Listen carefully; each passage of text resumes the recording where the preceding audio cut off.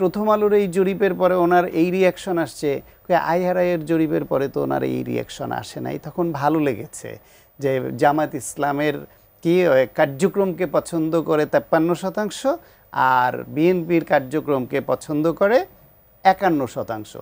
কিন্তু তখন একথাও বলেন নাই যে কার্যক্রম নিষিদ্ধ আওয়ামী লীগের কার্যক্রমকে পছন্দ করছে 25%। তখন এই প্রশ্ন তো তখন তোলেন নাই আইআরআই নিয়ে যে এটা কিভাবে সম্ভব, যাদের কার্যক্রমই নাই তাদের কার্যক্রম না থাকাটাতেই মাকেই 25% মানুষ পছন্দ করে ফেললো। কারণ আওয়ামী লীগরে যারা পছন্দ করে তাদের কার্যক্রম 25%, তো ওরা তো আর এই সরকারকে পছন্দ করবে না, তো এর বাইরে থাকে আর 75%, তার মধ্যে 72% এই সরকারের কার্যক্রমে সন্তুষ্ট। সেইখানে আবার দেখেন ভোটের হিসেবে আবার আসলো যে জেতার সম্ভাবনা কাদের, সেইখানে আবার বিএনপি 30, জামাত 26, একটু 4 ব্যবধানে রাখা থাকলো, বুঝলাম।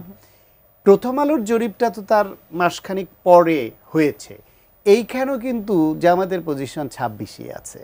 ওইখানে বলেছে নির্বাচনে বিজয়ী হওয়ার সম্ভাবনায় বিএনপির পক্ষে 30% ছিল, জামাতের পক্ষে 26% ছিল। এইখানে এসেও কিন্তু বিএনপি 66, জামাতের 26, জামাতের 26ই আছে, সেটার পরিবর্তন হয় নাই। এখন বিএনপির এটা পরিবর্তন হয়েছে, সেটা যে কোনো কারণে হতে পারে,